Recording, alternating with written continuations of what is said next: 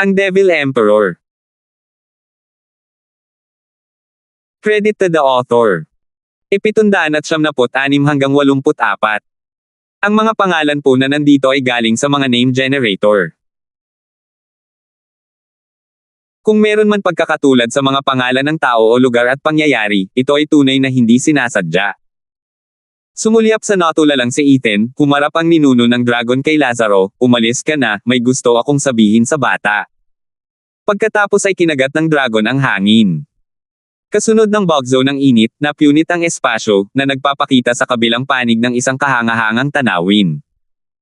Tumingin si Lazaro sa notula lang si Ethan sa kayumoko at umalis. Tumulo ang luha sa likuran niya at ang lugar na ito ay muling naging isang nagliliyab na apoy. Anong nangyayari? Anong ibig mong sabihin dyan? Nanginginig ang noo ni Ethan at hindi siya mapakali. Naantig ng ninuno ng dragon ang kanyang pinakamalaking kinatatakutan. Sumigaw ang dragon, "Bago ako sumagot, dapat ka munang maging tapat sa akin. Sino ka? Bakit ang dami mong magagandang pamana kahit bata ka pa?" Hindi sumagot si Ethan. Ito ang pinakamalaking sikreto niya, at hindi ito isang bagay na maaaring ibahagi. Magsalita ka, o balang araw ay magsisisi ka. Huwag mong sabihing hindi kita binalaan. Ang Ethangal ng ninuno ng dragon ay nagbigay ng mahigpit na babala. Bumantong hininga si Ethan at nakaramdam ng kawalan. Nawala na siya ng paninindigan sa negosasyong ito. Hindi naman gaanong mahalaga iyon. Pinapaliwanag siya ni Kunpong nang bigla siyang mag-alsa at ngayon, ang pakikipag-usap sa ninunong dragon na ito ay hindi magiging malaking pagbabago. Gusto niyang malaman kung bakit gusto ng ninuno ng dragon na ilayo siya sa iba, lalo na kay Clara. Kaya sinimulan niyang ikwento ng detalyado ang dalawa niyang buhay, tiniyak na isama ang kanyang pagkikita kay Kunpong at ang kanyang kahilingan na hanapin ang iba pang mga sagradong halimaw. Natigilan ang ninunong dragon. Bumantong hininga siya, "Bata, kakaiba ka talaga para magkaroon ng ganitong kakaibang kalagayan. Alam mo siguro na kahit isa sa mga pamana na iyon ay parang pangarap na natupad para sa iba. Pero kinuha mo lahat para sa sarili mo, hahaha. Binabati kita, lalo na sa kaina hinalang sining ng Nine Serenities, na nagpapahintulot sa iyo na bumalik kahit may sama ng loob. Kahit ako ay kailangang magpakita ng paghanga sa ganitong kasanayan." Tumango si Ethan at humajijek, gayon din ang nararamdaman niya para sa pananaliksik ng Nine Serenities Sovereign. Gayunpaman, nagbago ang tono ng ninunong dragon, sumili ang kanyang bibig sa isang mabangis na ngiti, "Bata, sa kabila ng kamangha-manghang swerte mo, banibigo ka nito kapag kailangan mo ito. Naagaw ka na ni Kunpong at ngayon ay naiwan ka lang sa amin. Ang buhay mo ay nakatakdang gugulin sa takot, sa ilalim ng patuloy na kawalan ng pag-asa ay maaaring matapos ang iyong buhay sa susunod na sandali." Nanginig ang puso ni Ethan sa gulat, saan naman nanggaling yan? Ang sinaunang panahon. Kasabay ng mahabang buntong hininga, nagpakawala ang ninuno ng dragon ng isang alon ng init at ang kanyang nagliliyab na katawan ay nanginag. Habang nakatingin siya sa langit, natanong niya ang isang nag-iisang figure, "Sa panahon ng sinaunang kaguluhan, nang magsimulang mabuo ang langit at lupa, tayo ay isinilang, na may 5 sinaunang kakayahan. Saan man tayo magpunta, nakikita tayo ng mga halimaw bilang mga hari at ang mga taong hindi kayang maabot ang ating antas. Ngunit tayo, 5 dakilang sagradong halimaw, ay mayroon lamang interes sa isa't isa, upang magtunggalian at magtagpo ng minsanan na may pinakamataas na kapangyarihan sa mundong ito. Walang katapusan ang mga labanan. Ang pagwawalang bahala sa mga tao ay napakatindi, nakita natin sila bilang mga merienda lamang. Ganito namin ginugol ang sumunod na ilang milyong taon, palaging nakikipaglaban at hindi nananalo, hindi nakakapili ng iisang pinuno. Si Kunpong, ang matandang lalaki, marahil ang kanyang banayad na Chaos Flame na kayang pagtugmain ang yin at yang ay may kinalaman dito, ay tuso at mapanlin lang. Dahil dito, nakita siyang kaibigan ng iba pang 4 na sagradong halimaw dahil sa patuloy na namamagitan sa aming mga alitan. Ngunit malayo siya sa pagiging angkop na maging pinuno naming 5 dakilang sagradong halimaw. Wala sa amin ang mas mahina kaysa sa isa pa sa simula pa lang. Tumango si Ethan. Ang mga sagradong halimaw hindi gaanong naiiba sa mga mababanges na halimaw. Maliban na lang kung susuko ito, hindi ito makikinig. Walang saysay ang pangangaral at pakikiusap ng may kahusayan. Pero, nagpatuloy ang ninuno ng dragon, isang araw, lampas sa ating kaalaman, natapos ang ating mga araw na walang inaalala. Ang mga taong labis nating binaliwala ay nagpakita na mayroon silang 10 malalakas na miyembro. Mayroon silang malalim na kaalaman sa mga proseso ng mundo, na lumikha ng mga kahangahangang sining, mga sining na may kapangyarihang makipaglaban sa ating lakas. Hanggang sa punto na nagawa tayong talunin ng nangungunang 3. Ang 10 ito kalaunan ay naging 10 sinaunang soberano. Ang kanilang kapangyarihan ay tinawag na ang 10 landas patungo sa langit. Kaya nilang basagin ang mundo at sakupin ang lahat. Sa ilalim ng kanilang patnubay, nagsimulang maunawaan ng sangkatauhan ang Tao, nagsimulang linangin at lumakas. Hindi mabilang na mga eksperto ang sumikat habang ang kataas-taasang kapangyarihan ng mga sagradong hayop sa mundo ay nagsimulang humina. Sila ay itinaboy pabalik sa mga kagubatan at bundok. Noon lamang namin napagtanto na ang langit ay walang kinikilingan. Bagamat ang aming lakas ay hindi kapanipaniwala, ang aming katalinuhan ay hindi. Maging ito ay mga sagradong hayop o mga espiritual na hayop, walang makakaintindi sa mga misteryo ng puso na humaharang sa aming pagsulong. Ang sangkatauhan ay mahina, ngunit napakatalas din, na may pagkakataong umangat sa tuktok. Lalo na ang 10 iyon, sila ang naging tugatog ng kapangyarihan ng mundong ito. Bumantong hininga ang ninunong dragon, siya nga pala, bata, wala ka rin bang blood infant ni Patriarch Blood Demon? Hiram na kapangyarihan iyan, isang bagay na hindi ka makakarating sa tuktok. Alam mo ba kung bakit natigil si Patriarch Blood Demon sa Saint Stage at iniwasan siya ng mga sovereign? Hindi ba dahil sa nagyayabang lang siya at napatay bago pa man makarating sa sovereign stage? Tanong ni Ethan. Natawa ang ninuno ng dragon sa sagot niya, at nanunuya, kahit ikaw ay naniniwala sa mga chismis, bata. Pahahalagahan ng isang mahusay na eksperto ang kanyang buhay habang tumataas ang kanyang pag-angat. Sa kung gaano katagal umuunlad ang cultivation, sino ang magyayabang? Alam na nasa saint stage siya, gaano man kalakas, magtitiwala siyang makakalaban ang isang sovereign. Gulat na nag-isip si Ethan bago tumango. Totoo, kung ako ang nasa lugar ni Patriarch Blood Demon, mas mainam na makarating sa sovereign stage kaysa sa mag-flex. Kung gayon bakit? Nagsalita ang ninuno ng dragon, ang 10 landas patungo sa langit ay may hangganan at lahat ay may katuturan. Para may isa na bumangon, kailangan ding bumagsak ang isa. Ito ang dahilan kung bakit ang Patriarch Blood Demon ay laging nasa bingit, hinahamon ang mga sovereign, na siyang naging dahilan din ng kanyang pagbagsak. Bilang isang dating demonic emperor ng Sacred Domain, dapat ay mas malawak ang iyong pananaw. Hindi mo ba napansin na ang lahat ng sining at kasanayan sa mundo ay nagmula sa 10 landas na ito? Nanginginig at nasa estado ng pagkabigla si Ethan. Ibig sabihin, tama. Kumislap ang mga mata ng ninunong dragon, habang nabubuhay ang 10 soberano, kahit na mag-cultivate ang sangkatauhan, hindi ito kailanman makakarating sa mas mataas na antas. Ito ay isang world constant, ito ay balanse. Naglalagay ito ng limitasyon sa bilang ng mga ultimate expert sa isang pagkakataon upang mapanatili ito. Ang 10 landas patungong langit ay nasa balanse. Kaya naman ang isa ay makakabangon lamang kapag ang isa ay bumagsak na. Ang lahat ay umiikot sa kanila. Natigilan, kinuyam ni Ethan ang kanyang mga kamao bilang pagtanggi, hindi ba't ibig sabihin noon ay lahat ng cultivator ay natigil sa saint stage? Hindi naman talaga. Umiling ang ninunong dragon, sabi ko na, kung may isa na madapa, may isa pang babangon. Ang sangkatauhan ay naglilinang upang maunawaan ang Tao, hanggang sa puntong maabot ang rurok at makita ang kalikasan ng mundo.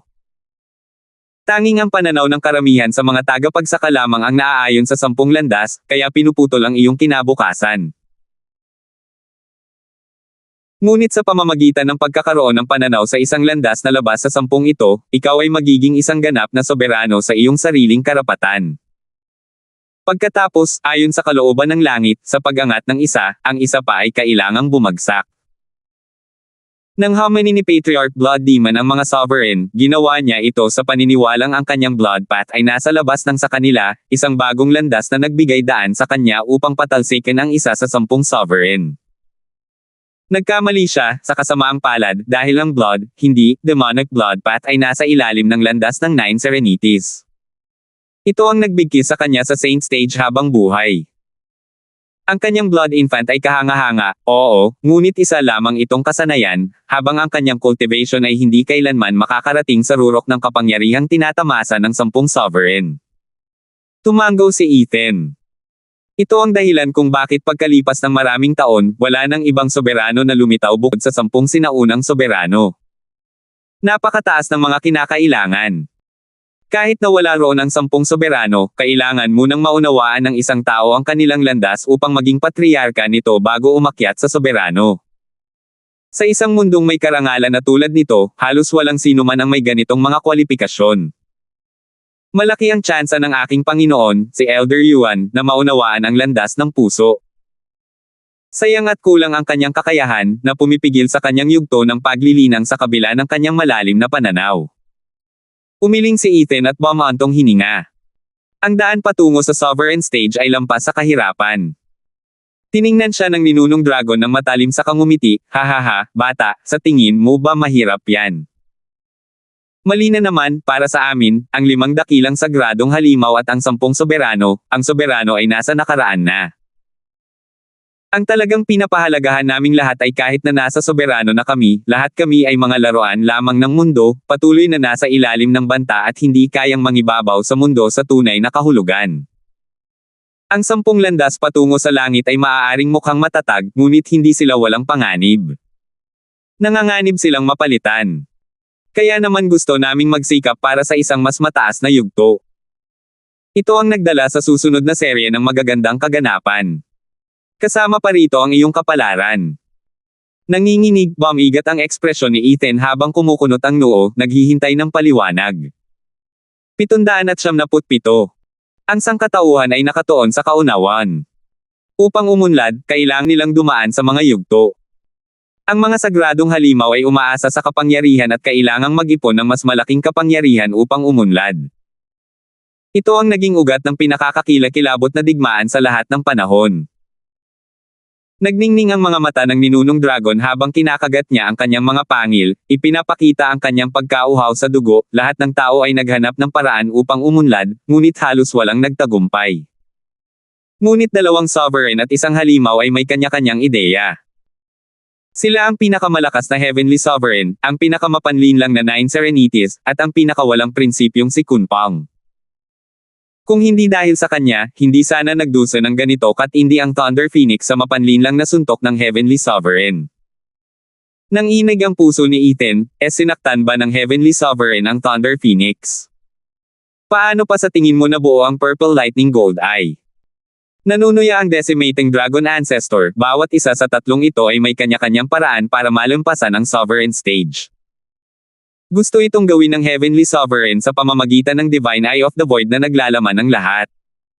Sa pamamagitan ng paghawak sa lahat ng iniaalok na mundo, siya ang magiging kataas-taasang pinuno nito. Pinag-isipan ni 9 Serenities Sovereign na ang lahat ng bagay ay may iisang pinagmulan, ang Tao ng mundo. Sa pamamagitan ng paggamit ng kapangyarihan ng mundo, hindi ba't makukuha mo ang lahat ng ito? Sa pamamagitan ng kanilang sariling pangunawa, bawat isa ay namuno. Umiling si Ethan at tumango. Ito siguro ang pinagmumulan ng Demon Transformation Art. Sayang at hindi ito nabigyan ng pagkakataong sanayin ng 9 Serenities Sovereign dahil nawala ito. Tungkol naman kay Kunpang. Nagalit ang ninunong dragon, habang ang kanyang nagliliyab na kuko ay gumagapang, gusto niya talagang nakawin ang kapangyarihan ng ating 4 na dakilang sagradong halimaw. Sa pamamagitan ng pagbabalik sa kanila sa sinaunang kaguluhan, lalampas siya sa isang sagradong halimaw at maaabot ang pinakamataas na antas.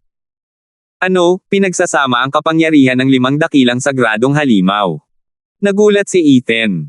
Sa pag-iisip tungkol dito, naisip din niya ito noon. Ngunit hindi siya ang una, si Kunpang ang nakaisip nito noong sinaunang panahon. Kung hindi niya pinagsama ang 4 sa mga ito, malamang ay tinawag na ni Ethan si Kunpang na isang baliw. 5 matinding kapangyarihan ang nagbabanggaan. Isang himala kung nandito ka pa rin para ikwento ang nangyari. Ngunit dahil dumaan na siya sa paunang prosesong iyon, alam niyang ang resulta ay higit pa sa kapangyarihan ng 5 dakilang sagradong halimaw. Kaya pala, nasa ibang mundo na iyon. Bagamat kaduda-duda ang mga intensyon ni Kunpang, ang paraang ito ay nagpakita ng pangako. Kung tungkol sa tagumpay, ang lahat ay nakasalalay sa kung paano niya hinawakan ang mga kapangyarihang ito. Nagpatuloy ang ninunong dragon sa madilim na tono, simula nang lumitaw ang 10 soberano, hindi na namin maaaring baliwalain ang sangkatauhan. Ngunit ang mga tao ay mapanlinlang, hindi tulad ng mga prangkang espiritual na hayop. Upang makipag-ugnayan sa 10 soberano, pinili namin ang pinakamatalinong sagradong hayop sa amin, si Kunpang. Wala kaming paraan upang malaman na ang tusong si Kunpang na namamagitan lamang sa aming mga alitan ay napinsala ng baluktot na isipan ng sangkatauhan. Para masubukan kung maaaring pagsamahin ang 5 kapangyarihan, nilikha niya ang word-crushing array na magagamit ng 5 halimaw. Dumating siya sa amin dala ito sa pamamagitan ng pagsisinungaling na ito ay para kontrahin ang 10 soberano. Noong araw na ginamit ang array, gaano man kalakas ang 5 kapangyarihan, walang senyales ng pagsasama-sama. Dahil sa pagkadismaya, inakala niyang ang mga kapangyarihan ay nasa loob pa rin ng bawat isa sa amin at iyon ang dahilan kung bakit hindi sila maaaring magsama ng tama. Kaya humingi siya ng tulong sa Heavenly Sovereign. Ang unang biktima ay si Thunder Phoenix. Ibig sabihin, nasa matinding panganib ang batang si Sanzi. Natarante si Ethan. Mula pa sa simula ay mayroon na siyang matinding pagdududa kay Kunpang, ngunit dahil wala naman siyang ginagawang masama sa ngayon, binawasan niya ang kanyang pagbabantay. Ngunit ang marinig ang layunin ni Kunpang mula sa ninunong dragon, ang pagpapaubaya kay Gusantong sa kanyang pangangalaga ay parang pag-aabot sa kanya sa isang platong pilak. Umiling ang ninunong dragon, huwag kang mag-alala, hindi hahawakan ng matandang kot ang bata. Lumalaki pa lang siya. Lahat ng kapangyarihan sa mundo ay nasa balanse. Hindi naman talaga mababawasan ng isang maliit na kilinanggana niya. Masyado pang maaga para sa plano niya. Isa pa, hindi pa niya nahahanap ang tamang paraan para makamit ito. Tumanggaw si Ethan at huminga ng malalim. Pero kahit na ganoon, nag-aalala pa rin siya na iwan ang batang si Sanzi kasama ang lalaking iyon. Lalo na't maganda ang ipinakita niya noong hiniling niya sa iyo na iligtas kami. Malinaw sa lahat na sa iyong pagiging wala pa sa hustong gulang na Divine Eye of the Void, walang maisasalba. Ang layunin niya ay makipagpayapaan dahil lahat tayo ay may iisang kaaway. Soberano sa langit. Kumabog ng malakas ang puso ni Ethan. Mabigat ang loob ng ninunong dragon, oo, noong nakipag-alyansa siya sa Heavenly Sovereign, iyon ang pinakamalaking pagkakamali sa buhay niya. Mas malaki ang ambisyon ng Heavenly Sovereign. Matapos nakawin ang Berserk Purple Lightning ni Thunder Phoenix, lumingon siya. Isang mapagmataas na tao ang Heavenly Sovereign, itinuturing ang lahat ng nasa ilalim niya, kahit kami, na mga sagradong halimaw. Ngunit kinatatakutan niya ang aming mga kapangyarihan. Lalo na ang kay Thunder Phoenix, na kilala bilang isang mapanirang puwersa ng hilaw na kapangyarihan, ang pinakakakila-kilabot sa 5. Kung kukunin niya ang lilang kidlat para sa kanyang sarili, walang makakataka sa kanyang Divine Eye of the Void. Nakipagtulungan siya kay Kunpang, ngunit para lamang subukan ang kanyang mga limitasyon. Nang masuri niya ang mga ito, sinimulan niya ang kanyang tunay na plano, na kinabibilangan ng lahat ng may buhay. Ano iyon? Tanong ni Ethan habang naghuhula pa rin ang isip niya. Nangutya, sinabi ng ninuno ng dragon, bilang tagapagmana ng Divine Eye of the Void, hindi mo pa rin alam ang kapangyarihan nito. Isang bagong mundo. Oo, ang paglikha ng isang ganap na bagong mundo at ang paglipat ng lahat ng bagay doon, upang maging kataas-taasang pinuno nito. Huminga ng malalim, ang ninuno ng dragon ay nagpakita ng kaunting takot, walang duda na ito ay isang sakuna sa mundong ito. Sa lahat ng nasa kanyang mata, tayo ay magiging walang iba kundi mga baka. O, mas malala pa, plano niyang gamitin ang kapangyarihan ng buong mundo upang lampasan ang sovereign stage at makamit ang tunay na kapangyarihan. Malinaw na ang mga sagradong halimaw ay tumututol dito, ngunit kahit ang ibang mga soberano ay lalabanan ito. Ito ang hudyat ng pagsisimula ng isang malaking digmaan sa pagitan ng 10 sinaunang soberano. Sinalanta nito ang mga lupain sa loob ng libu-libong taon na nagdulot ng matinding pinsala sa mga naninirahan dito. Gaano man kalakas ang soberano ng langit, kahit siya ay hindi sigurado sa tagumpay.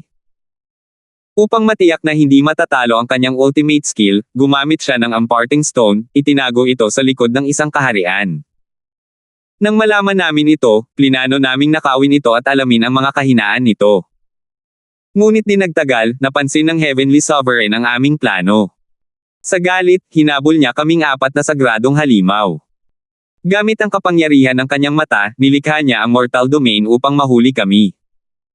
Sa asensya, ang mortal domain ay ang bilangguan ng Heavenly Sovereign, at kami ang mga bilanggo.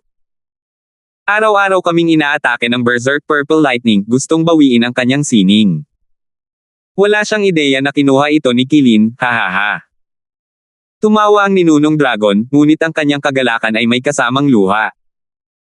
Para sa mga dakilang sagradong halimaw na mahuli ng iisang tao, hindi na ito kahihiyan, kundi kahihiyan. At siya ang makalangit na soberano, ang pinakamalakas na soberano sa isang dahilan. Natulala si Ethan. Naniniwala ang bawat taga-sacred domain na ang pinakamababang baitang, ang mortal domain, ay natural na ginawa. Ngayon ay natuklasan niya ang katotohanan na nilikha ito ng Heavenly Sovereign upang mahuli ang mga sagradong halimaw. Anong kapangyarihan nga ba iyon? Hindi ba't parang pagiging pinuno ng isang mundo? Ito ba ang kapangyarihan ng isang soberano? Pinigilan siya ng ninunong dragon mula sa kanyang natutulalang hitsura ng may ngiti, ang makalangit na soberano ang pinakatuktok ng mundong ito. Napabuntong hininga si Ethan.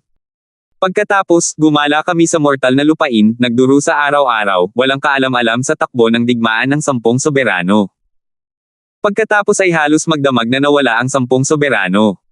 Sinasabi ng mga balibalita na sila ay natamba, naglalaban-laban, bumantong hininga si Ethan. Napasigaw ang ninuno ng dragon, hahaha, nahulog sila. Huwag mo akong pagtawanan. Totoo, maaaring mahulog ang iba, pero ang soberano ng langit. Paano naman ang bilangguan na ito, hindi ba't nakatayo pa rin ito? Mananatiling matatag ang mortal na sakop habang nabubuhay ang Heavenly Sovereign. Inangat ni Ethan ang kanyang ulo at hindi makapaniwalang tanong. Umiling ang ninunong dragon, hindi rin ako sigurado. Ang mortal na domain ay isang bagay na ginawa niya gamit ang kanyang mata. Hindi ko alam kung maglalaho ito kapag namatay na siya. Pero ramdam ko pa rin ang kanyang matalim na titig sa mundong ito, para makita kung nasa ilalim pa rin tayo ng pagsalakay ng lilang kidlat. Binabantayan pa rin ba ng makalangit na soberano ang lugar na ito? Siguro huwag mong panoorin, dahil lahat ng bagay dito ay nasa palad niya. Kinagat ng ninuno ng dragon ang kanyang mga pangil, tulad ng sa bagong mundong gusto niyang likhain ayon sa sarili niyang imahe, ang mga tao rito ay sumusunod sa kanyang kagustuhan. Parang ang mundo ay nag-uutos o ang 10 landas patungo sa langit, limitado ang bilang ng mga eksperto. Tila siya ang Panginoon ng mundong ito, na pinipilit ang malalakas na cultivator. Bata, galing ka sa sacred domain, pero may narinig ka na bang sino man mula sa mortal domain na nakarating sa sacred domain? Kumunat ang noo ni Ethan, hindi ko pa naisip ang ganoong bagay. Pero ang espiritual na enerhiya ng mortal na domain ay manipis at nagpapahirap dito para sa isang bagay ang pumasok sa isip ni Ethan, ang ibig mong sabihin. Medyo matatag ang boses ng ninunong dragon, sa mortal na sakop, ang mundo ng Heavenly Sovereign, hindi lamang pinipigilan ang cultivation, kundi walang sino man ang pinapayagang umalis dito. Kung mayroong isang tunay na natatanging henyo na lalabas, ang galit ng Heavenly Sovereign ay tiyak na aapaw sa kanya, at papatay sa kanya. Sa huli, ang lugar na ito ay isang pagsubok para sa bagong mundo ng Heavenly Sovereign. Siya ang Panginoon dito at tayo ay mga ginipig lamang na naninirahan dito. 778. Nabigla si Ethan sa ipinahayag ng ninuno ng dragon, at nahihirapan siyang paniwalaan na totoo ito. May Diyos talaga iyan. Higit pa ito sa kayang gawin ng kahit sinong eksperto. Walang Diyos ang may kapangyarihang lumikha ng mga batas sa mundo. Bumantong hininga ang ninunong dragon, ngunit sa mortal na sakop, ang Heavenly Sovereign ay katumbas ng lumikha, na nasa ilalim ng kanyang kontrol ang lahat ng bagay sa mundong ito. Ito ang pinakadakilang kakayahan ng Divine Eye of the Void, isang bagong mundo. Nakatayo roon si Ethan, tulala, hindi niya maisip na ang 10 sinaunang soberano ay kayang magtaglay ng ganito kalaking kapangyarihan, dahil ngayon lang niya ito nakita. Bagamat mula sa mga salita ng ninunong dragon, may kilala siyang isa, halatang hindi rin naman pala utol ang iba. Nunong dragon, nakikita kong kontrolado mo rin ang lugar na ito. Tumingin si Ethan sa paligid at sa nagliliyab na lugar, walang berserk purple lightning dito at pwedeng pumunta at umalis si Lazaro kahit kailan. Dapat madali lang para sa iyo ang makaalis dito. Siguro pinipigilan mo lang ito dahil sa takot sa Heavenly Sovereign. Tumango ang malaki at nag-aalab na ulo, oo, hindi ako sigurado kung ang mga soberano ay umalis na gaya ng sinabi mo, kasama na ang soberano sa langit. Maaaring malubha lang ang kanilang mga sugat. Pero kahit na ganoon, siya pa rin ang Panginoon ng mortal na nasasakupan, habang binabaliwala ang mahihinang langgam na tulad ninyo na nagkukumahog, tiyak na titingnan niya kaming mga sagradong hayop. Lalo na noong naghanda na siya sa mortal domain. Noon, siya at si Sword Sovereign ay lumikha ng 5 sagradong sandata, para bantayan ang mortal domain. Sa sandaling maramdaman nila ang ating enerhiya, sisipsipin nila ang 5 sagradong mina at saka tayo papatayin. At dahil ito ang mortal domain, sa ilalim ng pagsupil ng Divine Eye of the Void, ang ating kapangyarihan ay mas mahina kaysa sa sacred domain at hindi natin sila mahahadlangan. Naku, mayroon ka ng isa na tatanggap sa iyo. Ang mga sagradong sandatang pandepensa ng 5 lupain ng mortal na domain ay ginawa ng Heavenly Sovereign at Sword Sovereign para sa iyo. Sigaw ni Ethan. Tumango ang ninuno ng dragon, sa 10 sovereign, si Sword Sovereign ay dalubhasa sa pagpino ng mga armas, at siya rin ang katiwala ng Heavenly Sovereign. Habang ginawa ng Heavenly Sovereign ang lugar na ito, si Sword Sovereign ang naglagay ng maraming hanay. Kahit na malampasan natin ang mga taon ng pagpapahirap gamit ang lilang kidlat, hindi pa rin tayo aalis. Ang mga sagradong sandatang iyon ang ating mga jailer. Wala tayong matatakbuhan. Naiintindihan ko. Nagtataka ako kung bakit kayang labanan ng Divine Eye of the Void ang sagradong sandata. Ito ay dahil hindi nito kayang labanan ang nagmumula sa kanyang Panginoon. Tumango si Ethan nang magsimulang maging maayos ang lahat. Nang pumunta siya sa sagradong minahan, inatake siya ng sagradong sandata dahil naramdaman nito ang enerhiya ng kilin sa kanya. Pero pagkatapos ay kumunat ang noo niya, paano naman ang paglukso kay Kunpang? Hindi siya nasa bilangguan, kaya niyang pumunta kahit saan sa mundo ng mga mortal. Bakit hindi siya natatakot sa Heavenly Sovereign? Nasa panig pa rin ba siya ng Heavenly Sovereign? Hindi naman. Sa totoo lang, wala nang silbi sa kanya ang Heavenly Sovereign. Gusto siyang hulihin ng Heavenly Sovereign at pilitin siyang isuko ang kanyang mga teknik, ngunit palagi siyang nabibigo. Bumagsak siya. Nagyayabang bilang hari ng mga halimaw sa bundok ng Olbist, natigilan si Ethan. Ngumiti ang ninunong dragon, iyan lang ang tanging pagkukulang ng Heavenly Sovereign.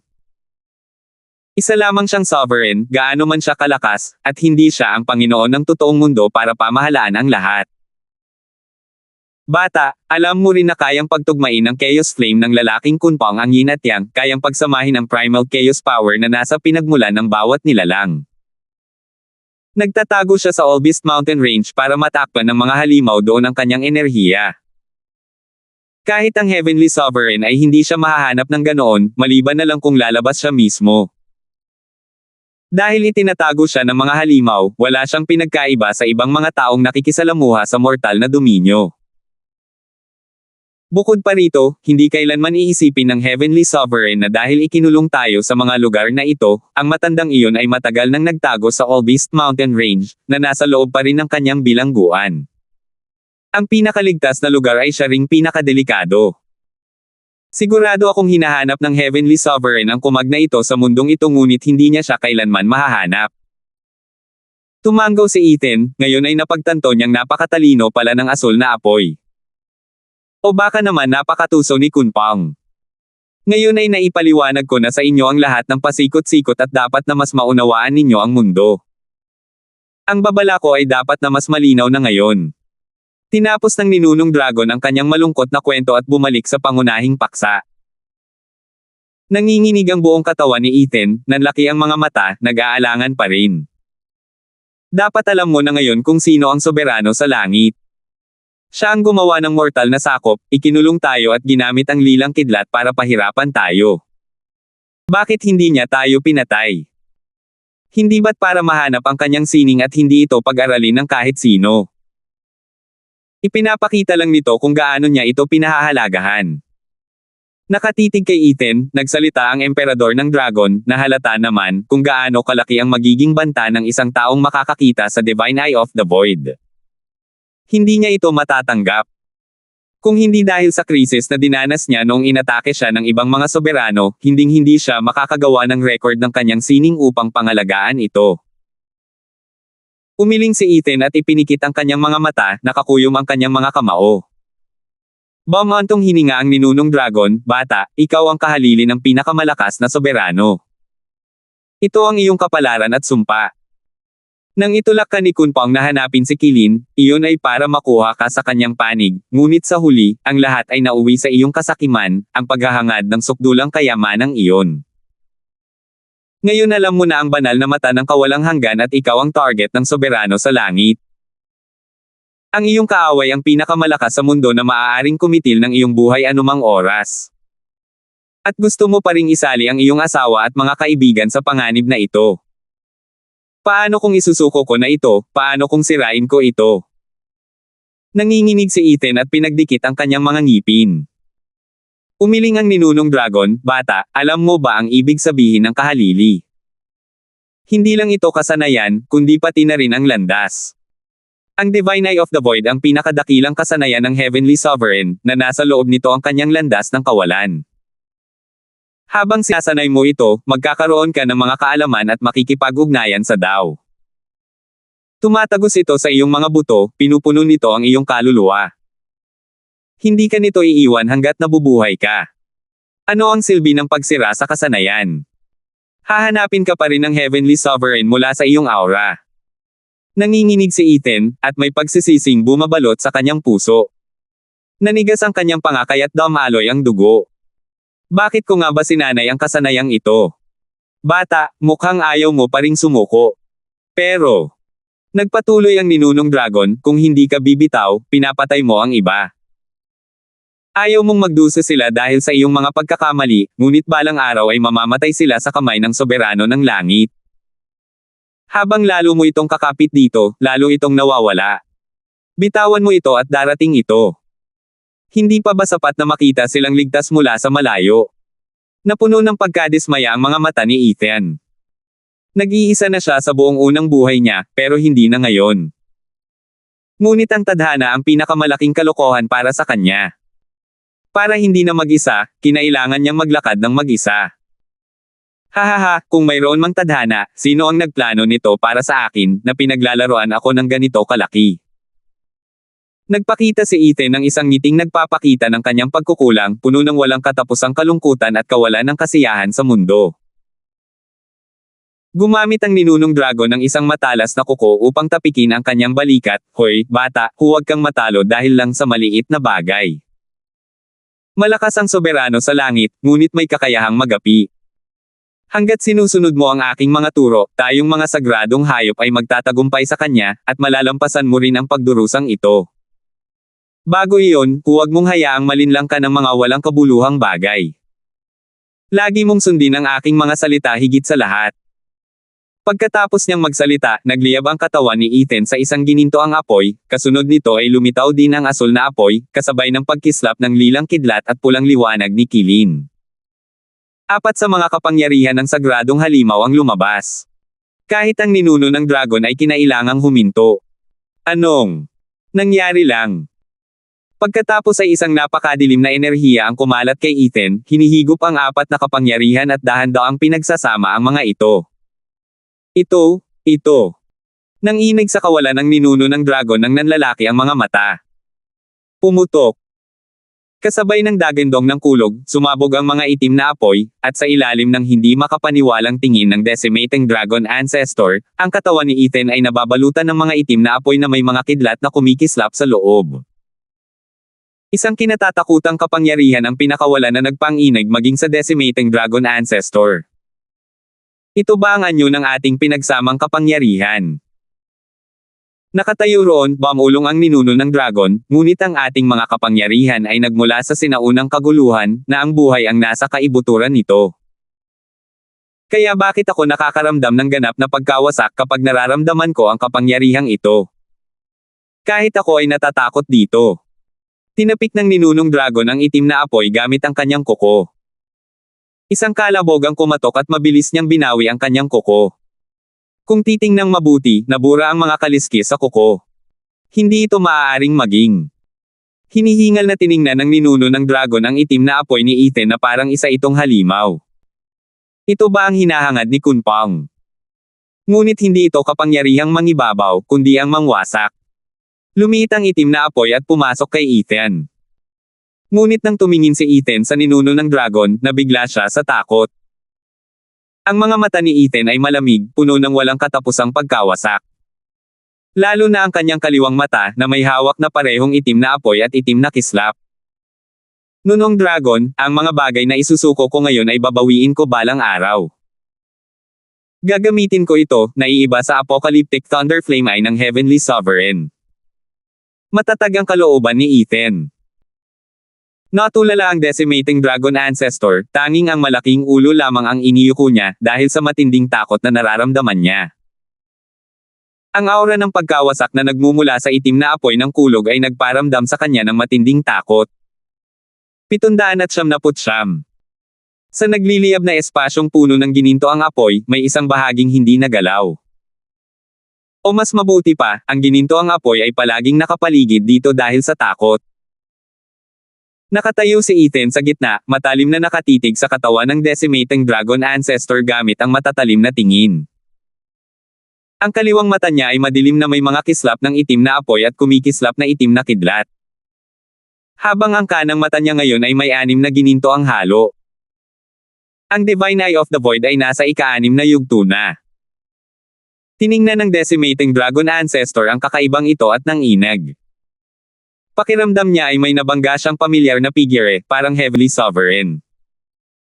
Ngunit mas lalo pa siyang kinatatakutan ng batang ito, lalo na ang kaliwang mata nito. Sa kabila ng pagiging nasa ganitong anyo lamang, ang apocalyptic thunder flame eye ay binubuo ng 4 na kapangyarihan ng sagradong halimaw, ang antas nito ay mas mataas kaysa sa 5 sagradong halimaw, na bumabagsak sa kanila.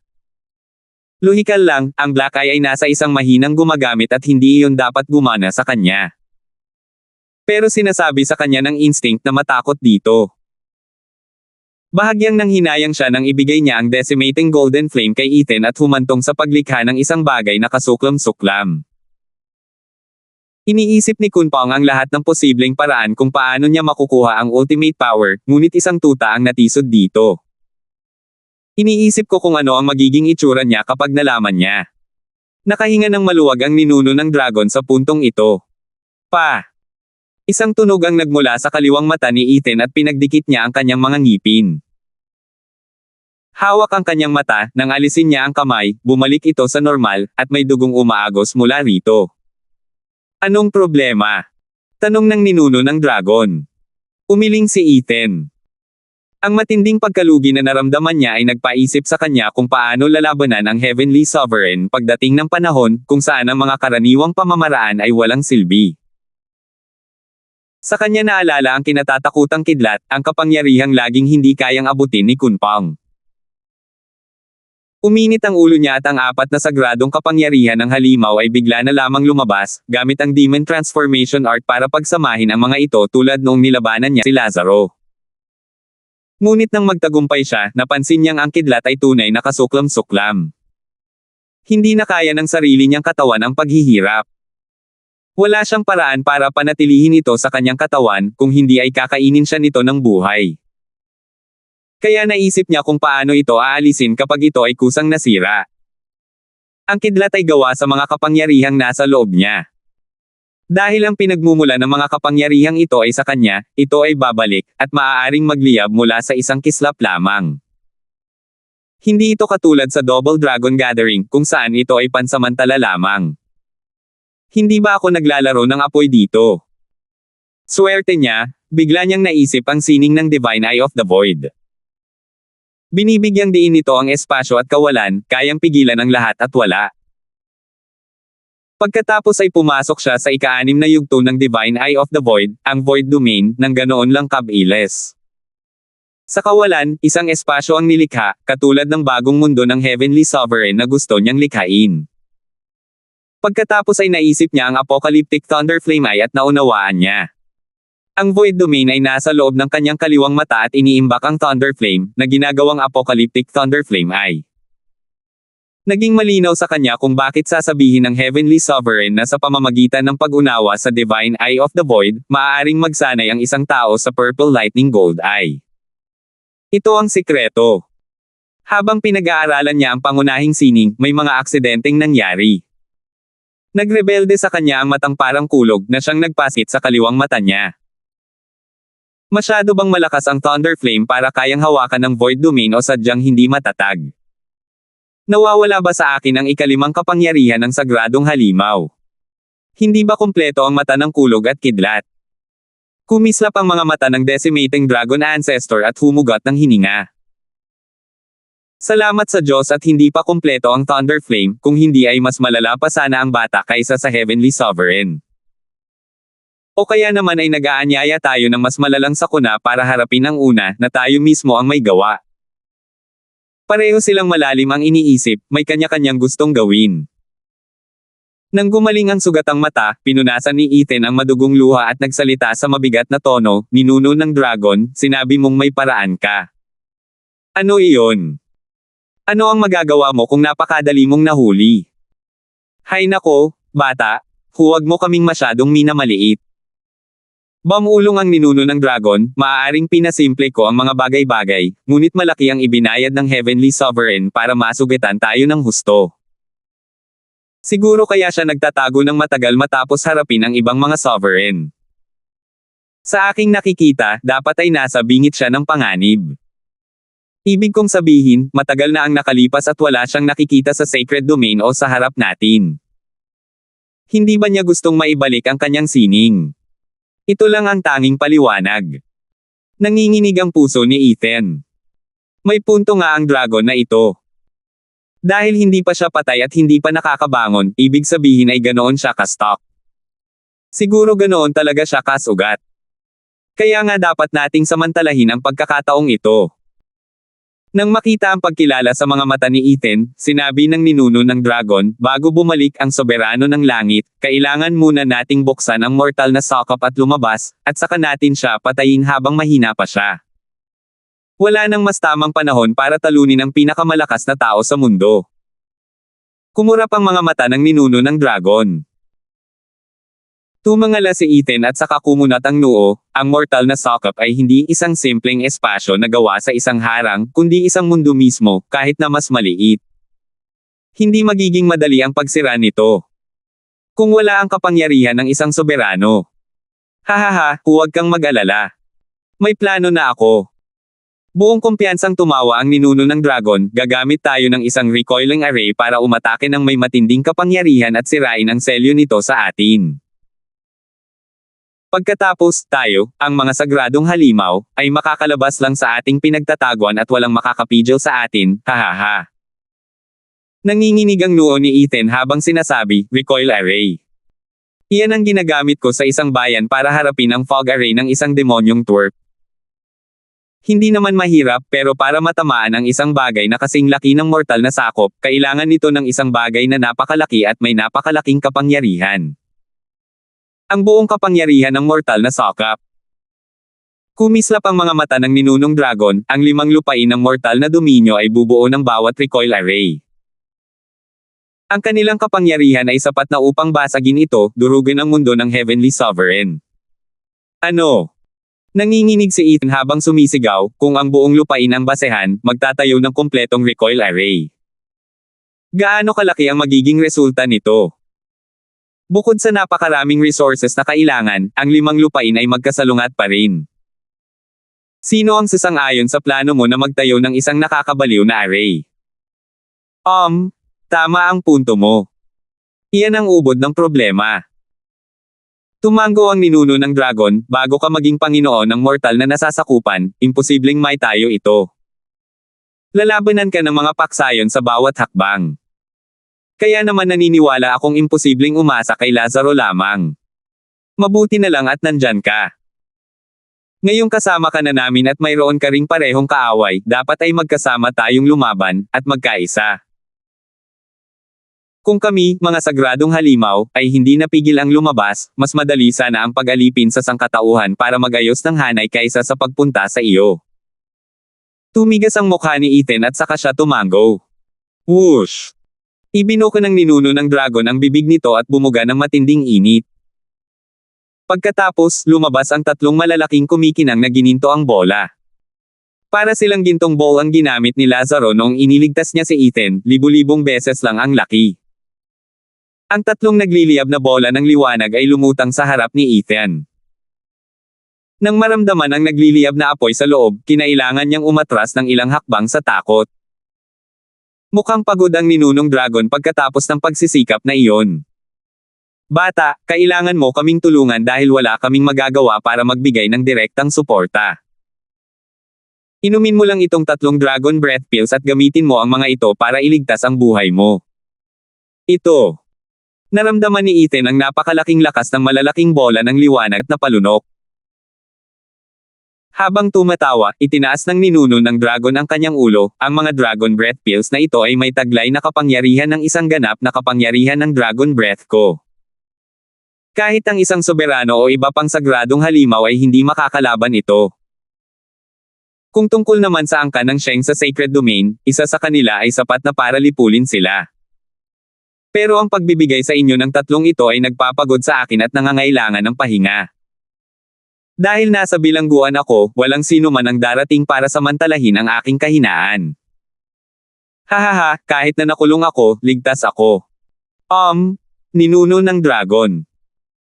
Gulat na mukhang naguguluhan si Ethan, pero ikinuyom niya ang kanyang mga kamay. Salamat, Dragon Ancestor sa pagbibigay sa akin ng tatlong mahahalagang Dragon Breath Pills na ito. Pero hindi dapat may sino mang malapit sa lakas na iyon. Pinutol siya ng ninunong dragon gamit ang mabigat na tono, bata, ikaw ang pag-asa ko para makalabas dito. Sisiguraduhin kong mauunawaan ko ito ng lubusan. Maaaring sakop ito ng mga mortal, pero mahirap sabihin na hindi ka madadapa sa isang bagay na napakahirap. Nariyan si Kunpong at, hahaha, iba pang mga ligaw na kakatwa dyan. Kung hahabulin ka nila, sulit na laging may huling paraan. Nanginginig ang buong katawan ni Ethan, nagmuni-muni at yumuko bilang pasasalamat, lubos akong nagpapasalamat, ninunong dragon. 800. Sa pamamagitan ng isang kumpas ng kamay at isang kislap ng liwanag, ang tatlong nakakatakot na gininto ang sphere ay itinago sa singsing ni Ethan. Kumislap ang mga mata ni Ethan. Ang Dragon Breath Pills ng ninuno ng dragon ay sapat na para patayin ang kahit anong nasa ilalim ng Sovereign Stage. Sayang naman kung gagamitin ito sa mga walang kwentang tao. Nag-alangan si Ethan. Mayroon na siyang huling paraan para maging baliw, ngunit wala siyang nakitang silbi nito sa mundo ng mga mortal. Kapag inambus ako ng isang hukbo, mas gugustuhin ko pang labanan ito kaysa sayangin ito. Umiling si Ethan. Parang isang malaking negosyante na naglalako ng pera niya nitong mga nakaraang taon, pero ngayong mayroon na siyang tatlong nakamamatay na Dragon Breath Pills, bumalik siya sa dating buhay bilang isang kuripot. Napakahalaga lang nila para sayangin. Habang nakatitig sa masaya at nag-aalalang itsura ni Ethan, hindi ito maintindihan ng ninuno ng dragon. Noon pa man ay ipinagmamalaki na ng dragon ang kanyang kapangyarihan at kayamanan, kaya paano niya maiintindihan ang kalagayan ni Ethan Kindstone? Alam kong magiging mahirap ito para sa iyo, pero hanggang dito lang ang tulong na maibibigay ko. Malinaw na hindi naintindihan ng ninuno ng dragon ang sinabi nito, at sinisisi ang sarili niya. Inikat ni Ethan ang kanyang mga mata, pinaliwanag ang hindi pagkakaunawaan sa pamamagitan ng isang buntong hininga at walang hiyang pagtango. Dahil mahirap, sulit ang tagumpay. Dahil ang panalo ang lahat, gagawin mo ang lahat ng iyong makakaya. Kaya't bumalik si Ethan sa pag-iisip kung paano niya madedaya ang makapangyarihang ninunong dragon na ito kahit pa may halaga siya. Pero bilang isang array grandmaster, nakahanap siya ng problema, ninuno ng dragon, gusto mong magtayo ng recoil array. Pero saan nanggagaling ang kapangyarihan nito? Manipis at pinipigilan ng espiritual na enerhiya sa mortal na sakop. Kahit na nakaset ang array, wala itong gaanong magiging epekto.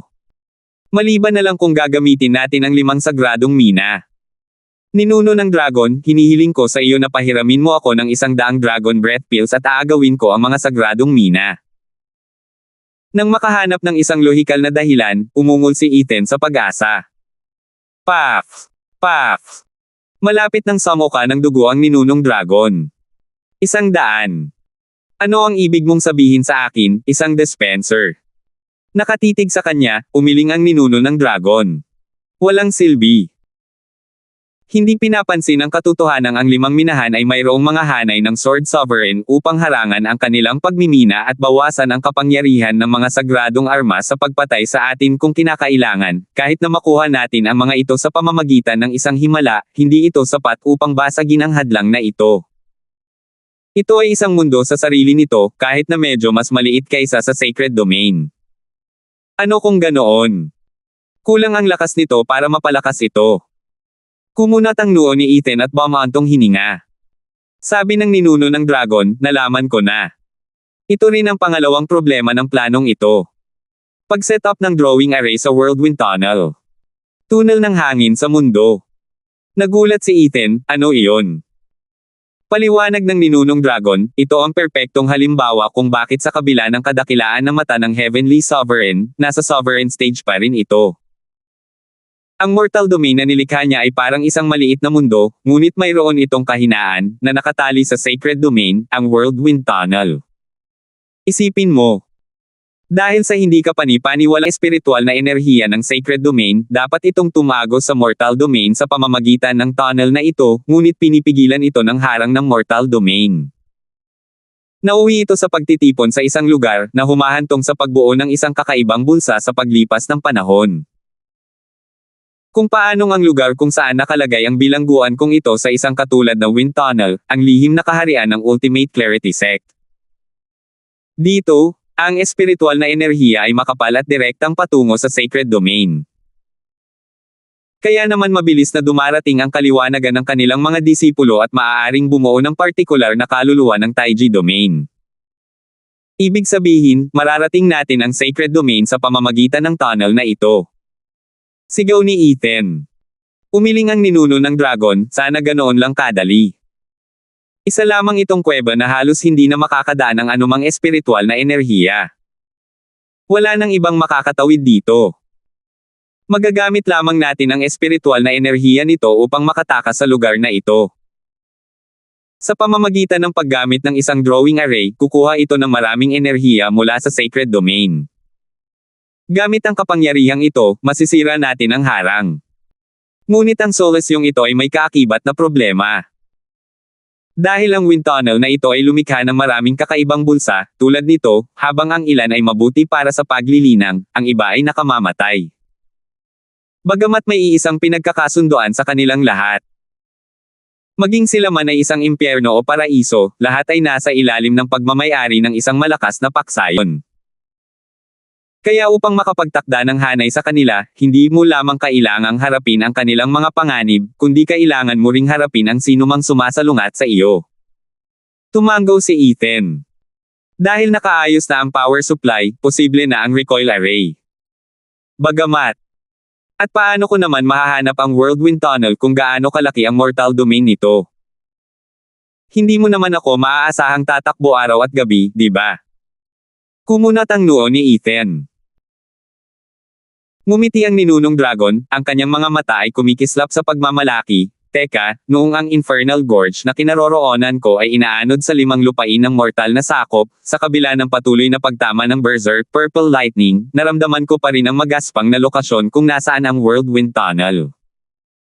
Itinaas ng ninunong dragon ang kanyang malaking kuko, at idinampi ang isang matalas na kuko sa noo ni Ethan.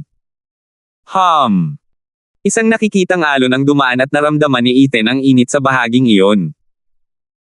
Isang bastos na dibuho ang lumitaw sa kanyang isipan, na may 8 kaina-hinalang marka.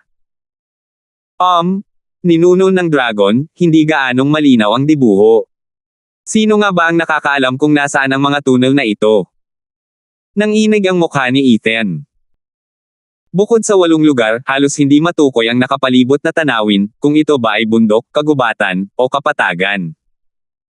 Namula ang ninuno ng dragon at sumanghal, matagal na akong natigil sa Infernal Gorge habang patuloy na inaatake, hindi makita ang mundo sa labas. Ang katotohanang nakuha ko ang kanilang mga posisyon ay isang biyaya na, pero nagrereklamo ka pa rin. Gayunpaman, kapag napunta ka roon, tiyak na makakahanap ka ng isang lihim na pocket realm, ang lugar kung saan matatagpuan ang Whirlwind Tunnel. Tumango si Ethan at bumantong hininga. Oy, bata, ikaw ang kahalili ng 9 Serenities, huwag mong sabihin kailangan din kitang turuan ng drawing array. Hindi, alam ko kung paano ito i-set up. Bumantong hininga si Ethan, pakawalan mo na ako. Aayusin ko na agad ito at ibabalik kita sa sacred domain. Kasama ka rin yan. Ngumiti ang ninunong dragon, huwag mong kalimutan, nasa iisang bangka tayo. Tumango si Ethan. Ngumisi ang ninuno ng dragon at iginalaw ang kanyang kuko, gumawa ng lagusan sa espasyo para madaanan ni Ethan. Teka. Ano na ngayon? Nakasimangot na nagtanong ang ninuno ng dragon, para sa maliliit na bagay, ipatutulungan kita kay Lazaro. Umiling si Ethan at kumaway. Lumabas si Novar na may kislap sa impyernong lugar na ito. Ngunit sa pagkakataong ito, wala pa ring malay at dahan-daang nawawala ang kanyang ulirat. Nagsimula ang ninuno ng dragon, ito.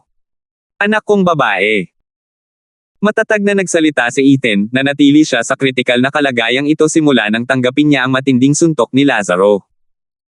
Kahit anong gawin ko, wala pa ring makakatulong sa kanya. Sana ay mas malaki ang tsansa ng Dragon Ancestor.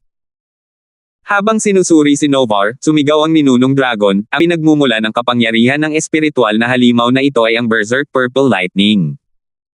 Pareho ba ito ng kay Thunder Phoenix? At ang matandang kot na si Kunpang ang nagbukas ng kanyang isipan. Oo, si Novar ay ipinanganak mula sa lilang kidlat. Hahaha, naiintindihan ko. Tunay ngang tinutulungan tayo ng langit, mga sagradong halimaw. Mas mataas na ngayon ang 30% tsansa na makalaban natin ang soberano ng langit. Hindi natapos ni Ethan ang sasabihin ng humagalpak ng tawa ang dragon. Bata, hindi ko alam kung paano mo nagawang mangyari ang himalang ito. Ang anumang sentido komon ay may kapangyarihang mabuhay at mawasak. Kapag nasaktan, ang enerhiya ng buhay ay makakabawi. Pero iba siya, hindi pa siya nakakabawi dahil kulang siya sa enerhiyang iyon. Hindi siya balanse. Pwede ang mga tableta para sa maliliit na gasgas, pero ang pinsala ng decimating golden flame ay hindi maliit na bagay. Dahil sa kanyang matinding pinsala at wala siyang enerhiya sa buhay, hindi gagana ang anumang uri ng tableta. Nag-isip si Ethan, oo, ginamit ko siya para sumipsip ng lilang kidlat sa pamamagitan niya. Ang Demon Transformation Art ay hindi hilang art. Sa oras na iyon, ang kapangyarihang sinipsip niya, maging ang demonyong enerhiya ng Demon Transformation Art, o ang brutal na puwersa ng Berserk Purple Lightning, lahat ay mga elemento ng pagkawasak, walang buhay sa mga ito. Paano pa kaya tatubo sa kanya ang isang purong binhi ng lilang kidlat? Paano pa kaya siya magiging susunod na henerasyon ng Thunder Phoenix? Thunder Phoenix. Nagulat si Ethan, ninuno ng dragon, anong sinasabi mo? Na 5 dakilang sagradong halimaw ay muling magtitipon. Sa oras na iyon, ang soberano ng langit ay walang pagkakataong makatakas, hahaha. Nagbuga ang ninunong dragon ng gininto ang apoy kay Novar, tutulungan kitang buksan muli ang iyong isipan, para ikaw ay maging isang tunay na sagradong halimaw. 801. Sinunog ng nagliliyab na gininto ang apoy ang mahinang katawan ni Novar, na nag-iwan ng impresyon na pinatay nito ang huling bakas ng buhay na natitira sa kanya. Tumingin si Ethan ng may pag-aalala. Inalo siya ng ninunong dragon, ang apoy ay pinagmumula ng buhay. Maging ito man ay ang aking mabangis na apoy, ang decimating golden flame, o ang banayad na apoy ni Kunpang, ang chaos flame. Tanging ang banayad na apoy lamang ang mabuti para sa alchemy at kaluluwa, habang ang mabangis na apoy ay para sa pagpino ng mga armas at katawan. Ang pagpapapasok ng gininto ang apoy sa kanyang katawan ay hindi lamang magbabago ng kanyang katawan, kundi magbubukas pa ng kanyang isipan, at ilalagay siya sa landas ng isang tunay na sagradong halimaw. Dagdag pa. Tama. Sabi ng ninuno ng dragon, ang apoy ang pinagmumula ng buhay at kaalaman. Ang asul na apoy ni Kunpang ay nakatulong upang mabuksan ang kanyang unang isipan, upang magsalita at linangin, upang malampasan ang mga gapos ng isang espiritual na halimaw habang ito ay lumalakas ng lumalakas. Ang aking mga ginintoang apoy ang nagtulak dito ng mas malayo, na nagbibigay sa kanya ng katawan ng isang sagradong halimaw na may kakayahang magbago, na kayang gawin ng isang tunay na sagradong halimaw. Umiling si Ethan, ibig sabihin ba niyan lahat ng espiritual na hayop ay maaaring maging sagradong hayop? Hindi naman siguro, kung hindi ay magugulo ang mundo. Hahaha, tandaan mo na limitado lang ang bilang ng mga eksperto. Tumingin ang ninunong dragon kay Novar, napaka-espesyal ng anak mo dahil katulad natin siya sa kaibuturan, ipinanganak mula sa pinakamalakas na kapangyarihan ng mundong ito, kasama ang Berserk Purple Lightning na kumakapit sa kanya. Kaya naman, ang ating dalawang apoy na sumasalamin sa kanyang katawan ay makakatulong sa kanya na mapaunlad ang kanyang isip at espiritualidad. Kung ito ay isang karaniwang espiritual na halimaw, isang apoy lamang ang kaya nitong gamitin. Ngunit sa paggamit ng pareho, haantong ito sa pagbangga nila sa loob at pagsabog. Tumango si Ethan, naalala ang three-headed crow sa tabi ni Kunpang, ang kanyang aide, na nakatanggap ng asul na apoy ni Kunpang ngunit hindi kailanman magiging isang sagradong halimaw. Dahil sa kaibuturan nito, ang katawan nito ay walang alinman sa limang kapangyarihan.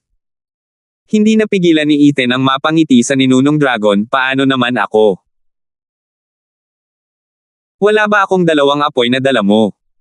Isang kakaibang Nine Serenities Sovereign ang lumikha. Nako! Kumunat ang noo at nagreklamo ang mukha ng ninunong dragon.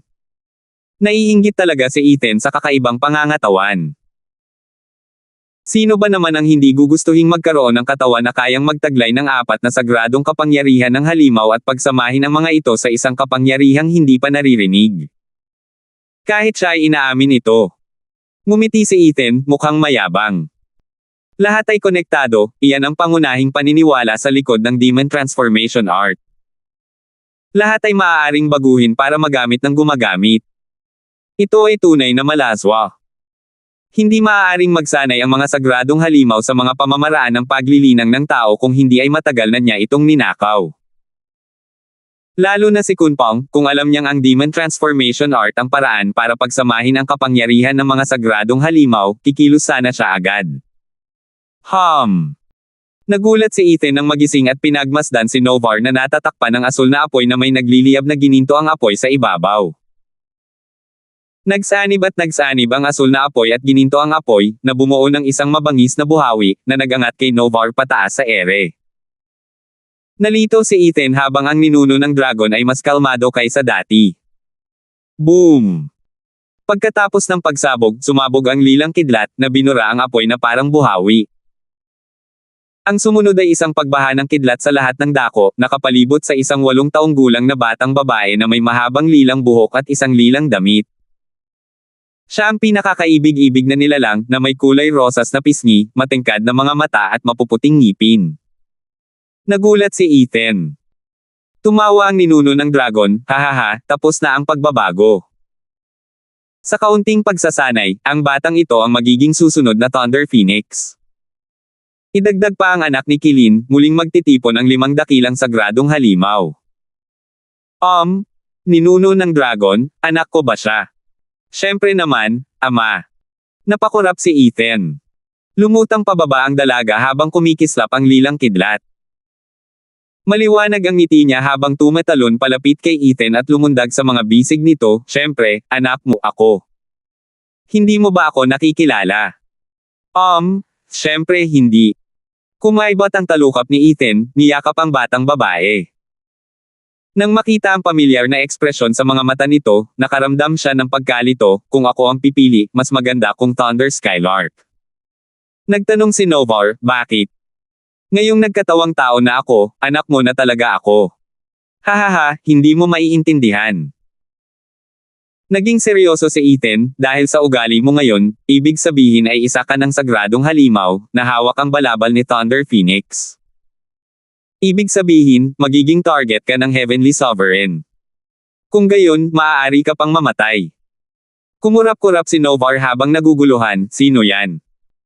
Ama, kung ayaw mo akong magbago, bakit mo ako hinahayaan? Wala akong pagpipilian.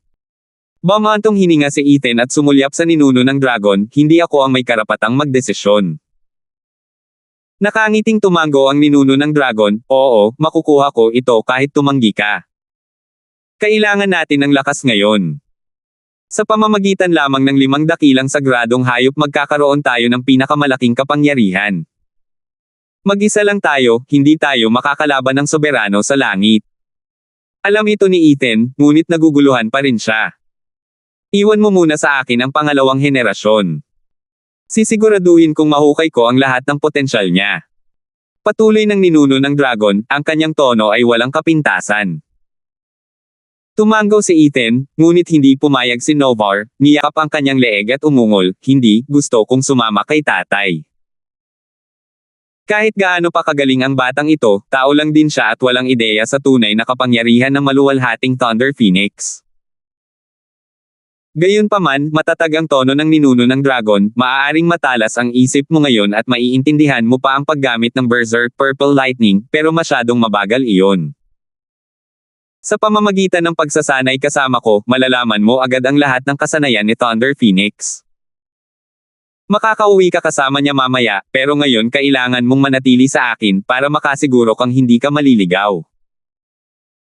Kinilala rin ito ni Ethan, oo, dahil nakatadhana kang pumasok sa bagyong ito, ang pinakamahusay na paraan ay ang maging mas malakas ka. Hindi kita matuturuan. Mas mabuti kung mananatili ka sa Dragon Ancestor. Inihiga ni Ethan si Novar, pagkatapos ay walang pag-aalinlangang lumingon, nunong dragon, buksan mo ang pinto at palabasin mo ako. Oo naman. Kuma mo ang ninuno ng dragon at isang lagusan ang nabuo patungo sa magandang mundo sa labas, bata, isa kang taong may ambisyon, alam ang dapat gawin at hindi nag-aalangan. Ama. Nang makita siyang paalis, nang inag ang boses ni Novar, hindi ako umalis sa tabi mo simula nang ako'y ipanganak. Huminto si Ethan, dala ng matinding pagkakasala, ngunit kinalma niya ang kanyang sarili at umalis nang hindi lumilingon. Alam na niya mula nang makita ng ninunong dragon si Novar, nagugustuhin niyang gumaling ito at mapadali ang simpleng Thunder Skylark na ito sa pinakamatinding labanan. Bilang ama niya, kinailangang gawin ni Ethan ang lahat para mabigyan ito ng pinakamataas na pagkakataong mabuhay. Ama! Habang unti-unting nawawala ang pinto, sumigaw si Novar sa likuran niya, habang umaagos ang mga luha ng pag-abandona sa kanyang mga pisngi. Ngunit kahit isang beses ay hindi lumingon si Ethan hanggang sa huli. Nang sumara ang pinto, naputol ang pag-iyak ni Novar at bumantong hininga si Ethan. Pumikit siya upang makabawi ng katahimikan, saka naglakad ng may layunin. Panginoong makalangit, ang pinakamalaking banta ay paparating sa kanya. Walang makakatulong sa kanya at wala rin siyang matutulungan. Ang tanging magagawa niya ay ibigay ang lahat para hindi madamay ang mga taong pinapahalagahan niya dito. Ang natitirang bahagi ng kanyang buhay ay tiyak na mapupuno ng kalungkutan. Wala siyang ibang magagawa kundi umasa sa 5 dakilang sagradong halimaw na nahaharap sa parehong kasawian. Whoosh! Bahagya pang humakbang si Ethan at lumitaw si Lazaro, mukhang nag-aalangan. Tinapik lang ni Ethan ang balikat niya habang naglalakad ng may malamig na tingin. Teka lang. Sa wakas ay nagsalita si Lazaro. Napahinto si Ethan at nagtanong, ano? Siguro nasabi na sa iyo ni Master ang lahat. Napakamot ng ulo si Lazaro, pareho lang ang layunin natin. Para matulungan si Master, kailangan nating magtulungan. Para naman sa 8 whirlwind tunnels, nailagay ko na ang drawing array sa lihim na kaharian na ito. Mas mahirap ang iba, kahit na yung mga nasa kanlurang lupain. Tutal, mga disipulo naman tayo ng mga kanlurang lupain.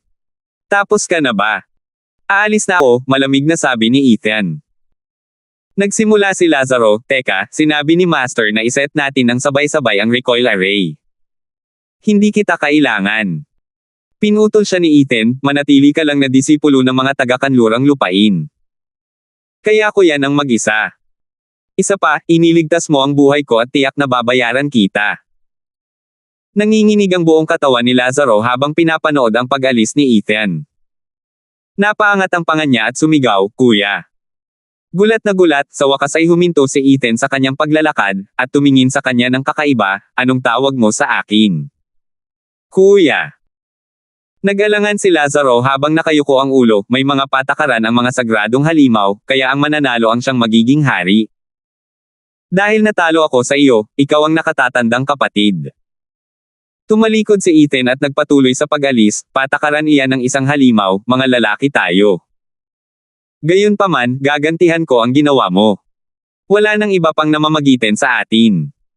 "Kuya, hindi mahalaga iyon. Dahil natalo ako, nakikita-kita bilang hari." Hindi tumigil sa paglalakad si Ethan. At saka, nagpadala ng jade slip si senior brother. Ayos lang si Miss Chu. Iniisip nilang lahat na patay ka na.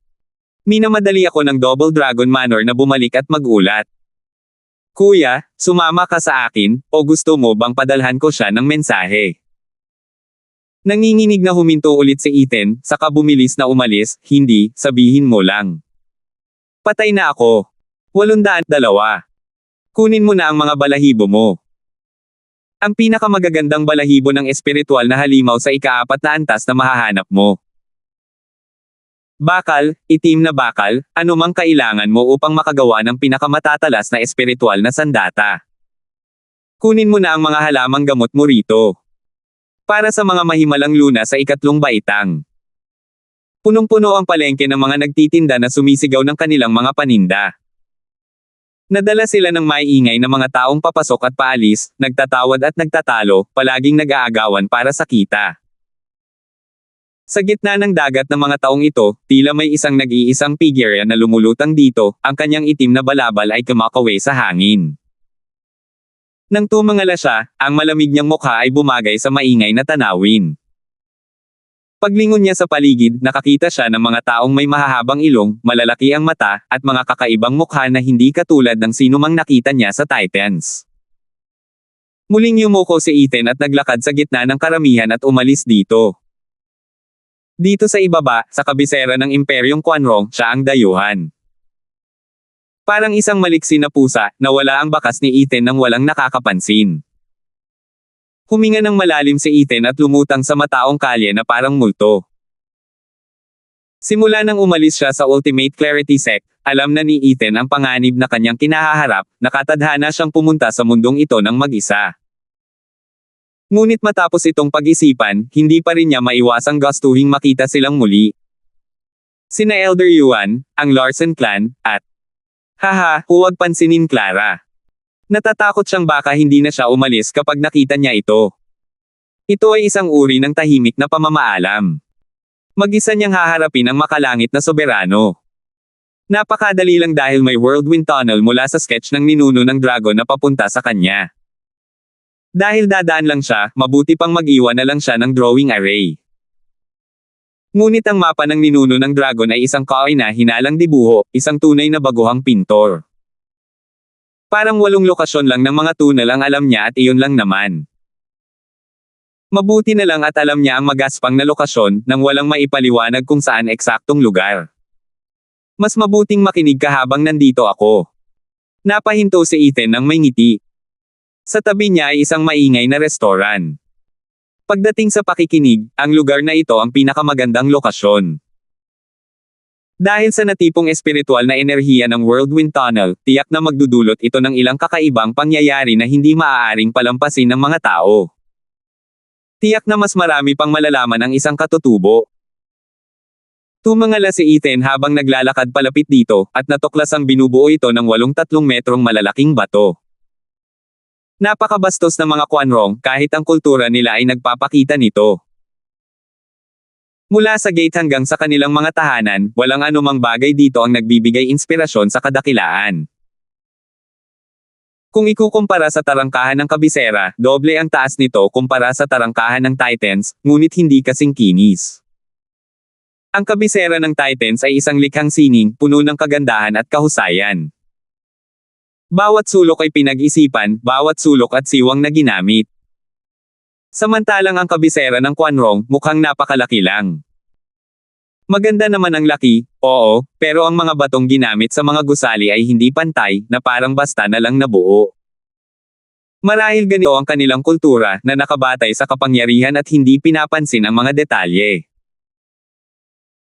Habang iniuugnay nila ang kanilang sarili sa mga espiritual na halimaw araw-araw ng linggo sa loob ng maraming taon, ang kanilang paniniwala sa kapangyarihan ay lalo lamang titibay.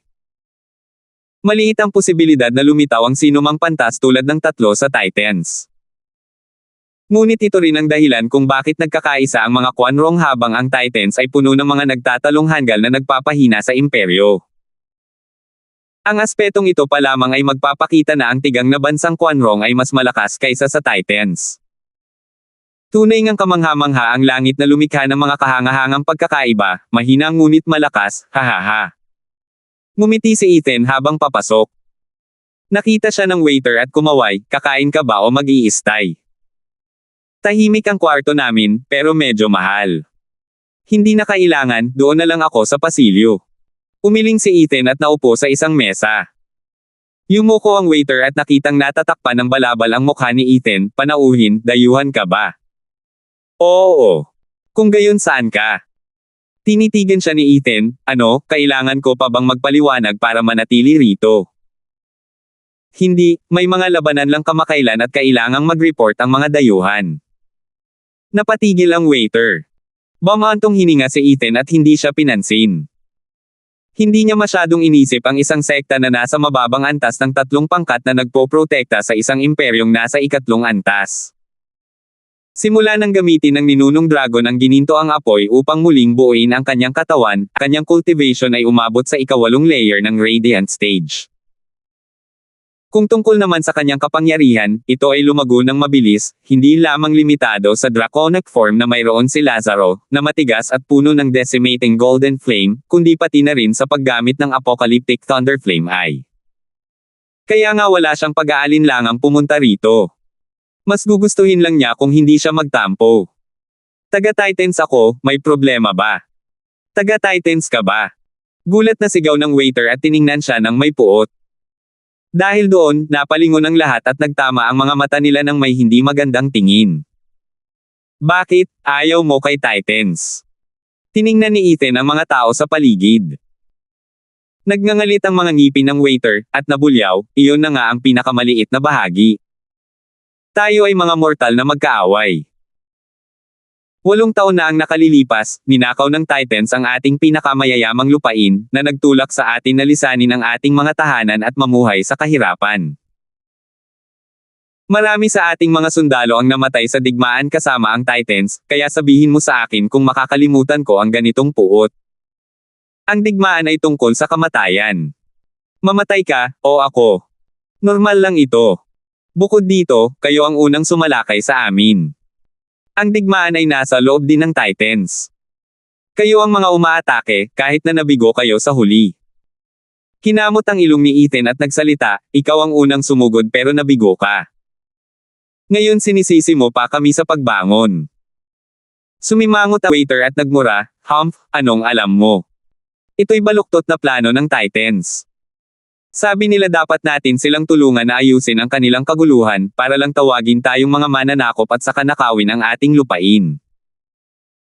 Lahat kayo mula sa Titans ay walang iba kundi mga ahas at sakam na mga basura. Tumango ang iba, habang nakatingin kay Ethan na may pulang mga mata. Ah, may katuturan naman iyan. Tumango si Ethan, totoo, ang emperador ng Titans noong panahong iyon ang nag-imbite sa iyo na tumulong. Hindi ko inakalang makakarating sa pandinig ng isang waiter ang ganitong sikreto. Ito marahil ang kampanya ng emperador ng Quanrong para mapanatili ang kanyang pwesto. Ngunit iyon ang katotohanan at wala akong maitatanggi. Ngunit naayos na ito ng pamunuan, kung saan ang mga karaniwang tao ng Titans ay lubos na hindi sumasang-ayon. Ngayong natalo na ang emperador na iyon kaya syempre hindi niya matutupad ang kanyang pangako sa iyo. Sa kabaligtaran, ang kaaway na pinagsamahan ninyong dalawa upang maglaban ay nauwi sa pagkuha ng kapangyarihan at nakipagkasundo sa iyo. Dahil wala silang kasunduan sa iyo, na kanilang mga kaaway, syempre ginamit ka nila. Kumunat ang noo ng waiter, saka ikinaway ang kamay at sumigaw, sino ba ang may pakialam? Ang alam lang namin ay may sino mang taga-Titans na nagbalak mandaye sa amin. Hindi, Maraming paksayon ang Titans. Kung papanig ka sa isa, ang iba ay tiyak na magiging kaaway mo. Ang pagkatalo sa huli ay nangangahulugan na tumaya ka sa maling kabayo. Hindi ito usapin ng pagkatao ng mga taga-Titans. Para sa kanila, mukha kayong mga katulong ng kanilang mga kaaway na dumating para patayin sila. Ikinumpas ni Ethan ang kanyang kamay, ang tanging dapat sisihin ay ang iyong emperador at ang kanyang maling pangangatwiran, na nakikialam sa usapin ng ibang imperyo bago pa man ito maunawaan. Isa pa, sa mga mahihinang sundalo, mas mabuting manatili sa bahay at ipagtanggol ito, pagkatapos ay salakayin at hikayatin ang mga bagay-bagay. Isara mo yung pie hole mo. Sawa na ang waiter, nanginginig sa galit, ang emperador natin ang pinakamagaling sa mundo. Matapos mawala ang ating mga lupain, sinigurado pa rin niya na mapatire tayo sa kabisera. Ang commander natin ang pinakamagaling sa mundo, mabait sa kanyang mga tauhan at walang talo. Napangisi si Ethan habang nakataas ang kilay, ang pinakamahusay na emperador. Hahaha, nawala niya ang lupain mo tapos tinatawag mo pa siyang ganyan pagkatapos mong bigyan ng mumo. Hindi ba tungkulin niya iyon noon pa man? Kung hindi niya ginawa iyon, mabibigo siya bilang isang emperador. Ang pinakamagaling na commander. Hindi naman masamang matandang tanga si Tyson, pero medyo mahirap na ang hindi pagkatalo sa puntong ito. Kahit papaano sa Titans, talo na siya ng tuluyan. Paano ka pa magkakaroon ng tahanan? Bakit ka maliit? Tumagos ng malalim ang matalas na pangungutya ni Ethan. Nag-alab ang galit ng waiter at ng iba pa sa paligid. Sa huli, sumigaw ang waiter, ang lakas ng loob mong sir ng ating emperador at commander. Hindi ka aalis ng buhay dito, lalaking Titans. Papatayin ka namin. Tumayo ang lahat at ibinuhos ang kanilang pagkauhaw sa dugo kay Ethan habang sumusugod sila. Wala nang ibang magawa si Ethan kundi humikab, ilang eksperto sa Profound Heaven kasama ng isang grupo ng mga cultivator ng bone tempering. Ano ang magagawa ng isang taong walang katulad mo laban sa isang eksperto sa Radiant Stage na nasa ikawalong layer? Teka, nagliliwanag na entablado. Nanlaki ang mga mata, lahat sila ay mukhang natigilan. Masyado kaming naging mapusok at nadala kami sa agos. 803. Nakakabingi ang katahimikan. Nagtinginan ang lahat ng nandito at saka tumingin kay Ethan ng may pagtataka, ngunit wala ni isa sa kanila ang tuminag. Pinagpapawisan na ngayon ang waiter, nanginginig na parang dahon sa tabi ni Ethan at malapit ng maiyak. Anong problema ko? Ang magagawa ko lang ay tingnan ang level niya bago ko hayaang madaig ako ng galit. Ngayon lang niya nakita na ang kanyang bone tempering cultivation ay hindi sapat para makita ang kanyang kakayahan. Ito ay isang malinaw na senyales na mas mataas na ang antas ng isa pa. Pinagmasdan ng mga tao sa restaurant si Ethan, pagkatapos ay ikinalungkot ang kanilang sinapit. Wala kaming masabi. Hindi man lang namin siya mahawakan sa aming kalagayan. Nanatili silang nakatayo sa iisang lugar, habang si Ethan ay natatawa, ano ba ang dahilan? Hindi mo ba ako gustong patayin? Hindi. Umiling ang lahat. Ang mga nagdaraang tulad nila ay hindi kailanman makakaabot sa kanyang antas. Mapupuksa lang sila kung aatake sila ngayon. Umiling si Ethan. Iniisip ko kung bakit ganoon na lang kapabigla-bigla ang emperador ng Quanrong na makialam sa kaguluhan ng Titans. Ngayon, nakikita kong malalakas ang Quanrong, umaatake bago pa man tumingin. Maaaring parang katapangan, o kabayanihan pa nga, pero isa lang itong paraan ng pagtawag sa isang tao na tanga. Bago ka magsimulang umatake, dapat mong simulan ang paggamit ng iyong ulo. Aba, sa palagay ko ay nawala mo ang daan-daang milya ng patas, hahaha. Namula ang lahat sa pangungutya ni Ethan. Nagsimula si Ethan sa pagtatanggol sa sarili ngunit ngayon ay hayagang binabaliwala niya ang kanilang emperador at ang kanilang buong sambayanan. Ikinagalit nito ng husto ang Quanrong at napuno ng puot. Kahit hindi sapat para umatake, hindi noong panahong hawak ni Ethan ang pinakamalaking kamao. Nang makita silang lahat na tensyonado, ngumiti si Ethan, bagamat hindi na siya nakipaglaro sa kanila, dahil wala siyang balak makipag-away sa mga ordinaryong tao. Dahil wala naman kayong gagawin, ako na lang ang atake. Sigaw ng waiter, takot na takot. Kayang-kaya silang patayin ng isang Radiant Stage Cultivator sa isang iglap lang. Papatayin sila. Ang iba ay nataranta at lumuhod, nagmamakaawa para sa kanilang buhay. Umikot ang mga mata ni Ethan at bumantong hininga, sino ang papatay sa iyo? Hindi ka nga lang sulit. Sasabihin ko sana na dahil wala kang sisimulan, magtatanong ako ng ilang bagay at pagkatapos ay maaari ka nang umalis. Mga tanong lang. Sino ba tong nagbaril at nagsabing aatake siya? Kaagad silang nakahinga ng maluwag, ngunit pagkatapos, naalala nila ang kanilang pagkataranta at kaiyahiyang ginawa, at hinanap ang may pukana. Naku, tinakot ako ng todo. Lahat ng mata ay nakatitig sa waiter. Yumuko siya ng may sama ng loob. Masisisi mo ba ako? Paano ko malalaman na labag sa batas ang lalaking ito? Hindi ba dapat kung hindi tayo aatake siya? Hindi pinansin ang kanilang mga tingin na nanonombot, at sinabi ni Ethan, waiter, tatanungin muna kita. Ano ba yung mga away na pinag-uusapan ninyo? Kanino? Hindi mo alam. Natigilan ang waiter. Umikot ang mga mata ni Ethan at nagmura, bakit pa kita tinatanong? Oo, tinanong ka ng senior at nagdadaldal ka. Bilisan mo at sumagot ka bago pa mainip si senior. Waiter, tumigil ka na sa kalokohan at sumagot ka na. Nagsimula siyang murahin at patawanin ng lahat ng tao sa restaurant. Sus Mariosep tong mga hanggal na to, bigla na lang nagpapalit ng panig. Mga makabayan sila kanina lang kasama ko, ngayon sila na ang mga tapat na aso ng lalaking Titans na to. Dahil hindi mo pwedeng pakialaman ang isang Radiant Stage Cultivator, ipapahamak mo ba ito sa isang waiter?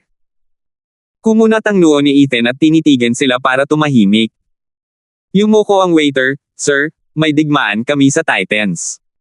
Dahil taga-Titans kayo, akala ko alam nyo na. Nag-aaway na naman sila. Bakit? Gaano katagal? Mga isang buwan ang nakalipas, may tsismis na natanggap ng kamahalan ang buong suporta mula sa sekta ng mga tagapag-alaga, at nangakong babawiin ang ating lupain. Bumantong hininga ang waiter, at nais ng kamahalan na bumawi sa kanyang pagkakamali 8 taon na ang nakalilipas, kaya nagkaroon ng batas militar sa mga hangganan, para maiwasan ang pagpasok ng sinumang especially iyan ng Titans. Kaya naman noong Ginoo. Nakalimutan ng makabayang waiter kung sino ang kausap niya, nakalimutan niyang nagbibigay siya ng ulat sa isang malakas na lalaki mula sa Titans. Kaya tinakpan niya ang bibig niya. Parang may mali sa ulo niya, para makapagsalita kahit alam niya ang sitwasyon. Maaaring siya ay. Huwag kang mag-alala, hindi ako especially iya. Ngumiti si Ethan, nakakita ka na ba ng especially iya na naglalantad ng sarili niya tulad ko? Isa pa, alam na alam mo na ang sinabi mo sa akin. Matagal na akong wala sa Titans at gusto ko nang bumalik. Hindi ko kayang malaman ang mga bagay na ito. Bumantong hininga ang waiter, nakahinga ng maluwag. Hindi ko ibinenta ang aking bansa. Maingat na nag-isip si Ethan, may seryosong problema rito. Nakita ko ang kapangyarihan ng angkan ng Larsen at walang lakas si Quanrong para salakayin ang Titans. Isa pa, ang Beast Taming Sect ay nag-aalok ng buong suporta. Isa lang itong sekta habang ang isa ay may 3 na tumutulong dito. Maliban na lang kung may nangyayaring kakaiba rito. May napagkasunduan ba ang mga matataas na kapangyarihan? Ano pong pinagsasabi ninyo, Ginoo? Naguguluhan na tanong ng waiter. Ikinumpas ni Ethan ang kanyang kamay, wala kang kinalaman dyan. Hindi mananalo si Quanrong sa anumang kaso. May gusto pa akong malaman. Hahaha, mayroon ba kayong mga magagandang tanawin sa paligid na napakaganda? Tanawin. Natigilan ang waiter, at nalito rin ang mga tao. Umiling siya, Ginoo, ang Quanrong ay hindi katulad ng Titans, na may mayayamang lupain at magagandang tanawin. Tigang tayo, kaya saan kaya magkakaroon ng ganitong lugar dito? Kung gusto mong masiyahan sa ilang lugar, mas makabubuting pumunta ka sa Titans. Mas maganda ang mga tanawin doon. Paano naman ang mga malupit na bundok? Alin ang pinakamapanganib na lugar, ang lugar kung saan madalas na nawawala ang mga alagang hayop? Naningkit ang mga mata ni Ethan. Kung saan natipon ang espiritual na enerhiya sa wind tunnel, hindi ibig sabihin na laging mabubuo ang paraiso. Maaaring hindi ito naiiba sa mga lokal na lugar, kaya't isa itong tunay na mapanganib na zona. Mukhang nalilito pa rin ang waiter, "Sir, saan po ninyo narinig ito?" "Baog po kami, pero hindi sa impyerno, na may lason na lupain. Hindi ba't patay na kami ngayon?" Nakakunot ang noo ni Ethan, nag-isip. Wala ba sa sarili ang matandang dragon noong ginawa niya ang sketch? Walang senyales ng wind tunnel dito. Ibig sabihin niyan ay mali rin ang lahat ng iba pang mga lugar. Paano ako makakahanap ng 8 wind tunnel sa malalawak na lupaing ito? Nag-aalala si Ethan.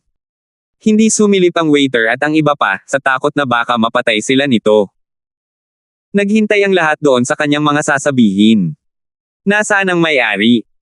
Sa ganitong tensyonado na kalagayan, napalingon ang mga tao nang marinig ang malalakas na yabag papasok sa lugar.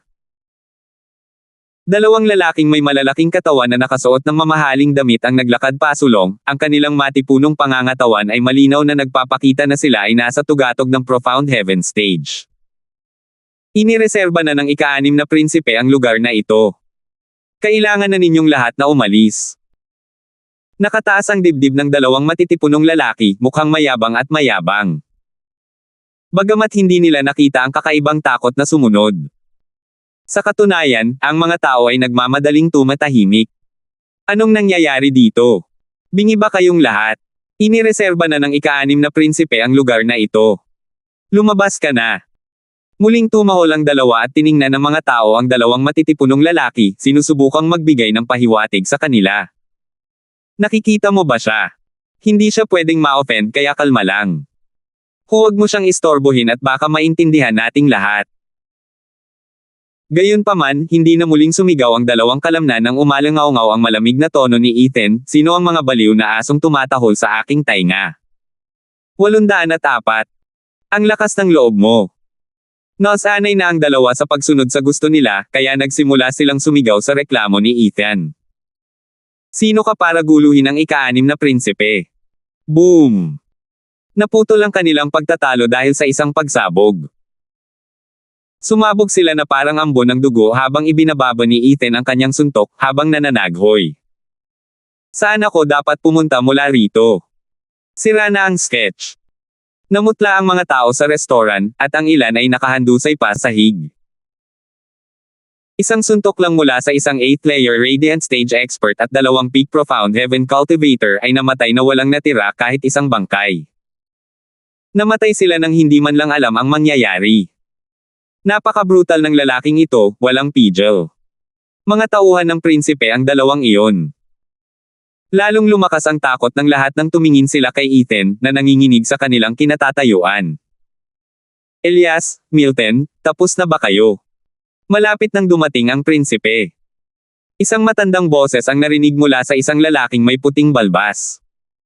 Nang makita ang dugo sa paligid, sumigaw siya, "Anong meron sa dugong ito?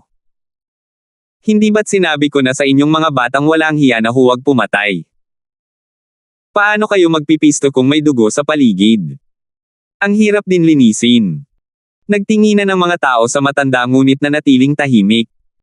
Siguro iniisip niya na sa atin galing ang dugo. Kung alam lang niya na sarili niyang 2 tauhan sila. Pumasok ang matandang lalaki habang sumisigaw, "Elias, Milton, lumabas kayo rito ngayon na hindi, og." Nagpakita ng kakaibang tingin ang matanda, bakit ang daming tao sa paligid? Malapit nang dumating ang ika-6 na prinsipe. Tinignan siya ng iba ng nakakaawang mabuti, saka hinintay ang gagawin ni Ethan. Ano ang laban ng isang prinsipe laban sa isang cultivator na nasa ika-8 antas ng Radiant Stage? Kung gagawa tayo ng kahit isang hakbang nang walang pahintulot niya, baka matulad lang tayo sa 2 yan. Nakakunot ang noo ni Ethan at nag-iisip kung ano ang gagawin. Nawala ng halaga ang sketch at ngayon ay natigil na siya. Sa sobrang abala niya, hindi niya napansin ang nakakatakot na kapaligiran sa restaurant. Ginoo. Hindi kasing pabigla-bigla ng 2 nahuling lalaki ang matanda. Nang mapansin kung saan nakatingin ang lahat, nanigas siya habang sinusuri niya si Ethan. "Nako, isang eksperto sa Radiant Stage sa ika-8 na antas. Nasa ika-4 na antas lamang siya at wala ring ganoong eksperto sa sambahayan ng prinsipe. Iyon ang dahilan sa likod ng kanyang pagyuko at pagtatalumpati. Hindi pa rin mapakali si Ethan sa kanyang problema kaya hindi niya ito pinansin. Humarap ang matanda sa waiter, "Sino po ito, Ginoo?" Umiling ang waiter. Tumingin ang matanda sa paligid at pareho lang din ang sagot na nakuha ng iba. Bumantong hininga ang matanda at nagtanong, "Nasaan ang dalawang matitigas na lalaking pumasok?" "Natatapakan mo sila." Itinuro ng waiter ang dugo.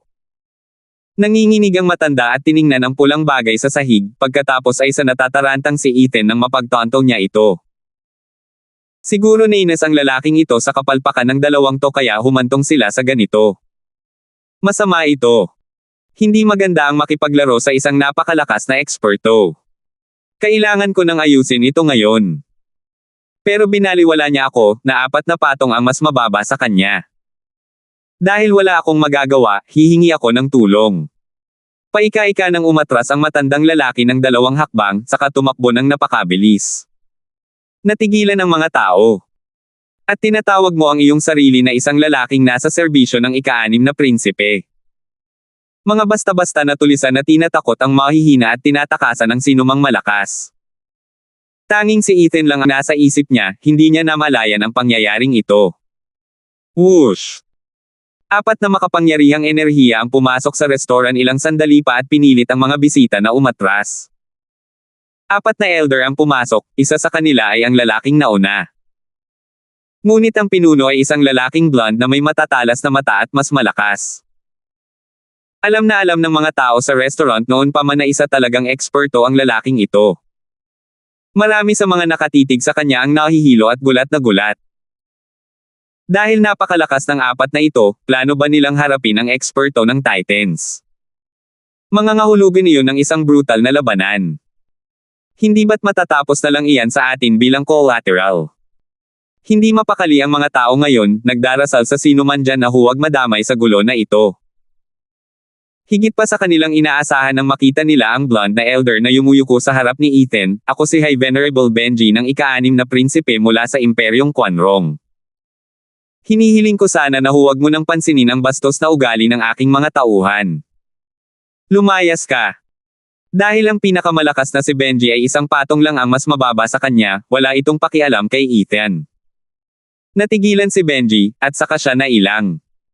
Maaaring medyo nanghina siya, pero para hindi man lang siya mabigyan ng respeto. Mas marami rin siyang tauhan. Kung sakaling magkaroon ng away, baka pabor pa nga ito sa kanila. Alam ito ng matandang lalaking may puting balbas at sumigaw, "Ginoo, iginagalang namin kayo bilang mga kapwa tagapagtanggol ng Radiant Stage at ayaw naming makipaglaban. Handa pa nga kaming palampasin ang pagpatay sa aming mga tauhan, ngunit kahit nakasama ang inyong 8-layer Radiant Stage Cultivation, na kabilang sa pinakamahusay sa Quanrong, hindi pa rin ito sapat laban sa bilang. Hindi ipinapayo na makialam sa masamang panig ng pamilya ng imperyo. Hinihimok ko kayong pag-isipang muli at pag-usapan natin ito bilang magkaibigan." Ngumiti at tumango si Benji sa paglapit niya. Hindi mapagkumbaba o mapanghamon na may mga salitang sinasabi ng may paggalang at katwiran. Tama na iyon. Sayang at hindi nila kinakaharap ang karaniwang Radiant Stage expert mo. Kahit ang isang bulok na tao ay makikinig, pero hindi si Ethan, na mas matayog pa sa pinakamatayog na kakatwa. Pawang tahol at walang kagat. Nanunuya si Ethan, "Ang tagal ninyong mga matatandang kumag, ang tagal ninyong umaatungal dahil siguradong natutuyo na ang mga ngipin ninyo, hahaha." Nanginig at namula ang mukha ni Benji. Naikuyom niya ang kanyang mga kamao sa galit. "Naku pong bastos, halatang mabait kami tapos dinuraan mo pa kami sa mukha." Ngumisi si Ethan sa kanila. Naiinis siya dahil sira na ang sketch at kailangan niya ng maayos na punching bag para gumaan ang pakiramdam. Nagkataon lang na may ilang kawawang demonyong lumapit sa pinto niya. Tinitigan ng masama ni Benji, "Sir, wala po akong pakialam kung sino o gaano po kayo kalakas, pero lampas na po kayo sa hangganan. Hindi ko po ito basta-basta tatanggapin." Sumabog si Benji sa lakas at uhaw sa dugo habang sumusugod kay Ethan. Ang 3 iba pang matatanda ay nasa likuran niya. Niyanig ng mapang-ipon kapangyarihan ang buong restoran. Napaatras ang mga tao dahil sa matinding pressure, habang si Ethan ay ngumiti lamang. Nakatingin siya sa apat na payaso na gumagawa ng kanilang mga palabas. Nagalit si Benji dahil sa mapangutyang tingin ni Ethan. Sumigaw siya at akmang aatake. Tumigil ka. Nako. Biglang natigilan si Benji, lumingon sa likod at yumoko. Tumaas ang kilay ni Ethan at nakita ang isang nakaistilong binata na naglalakad palapit.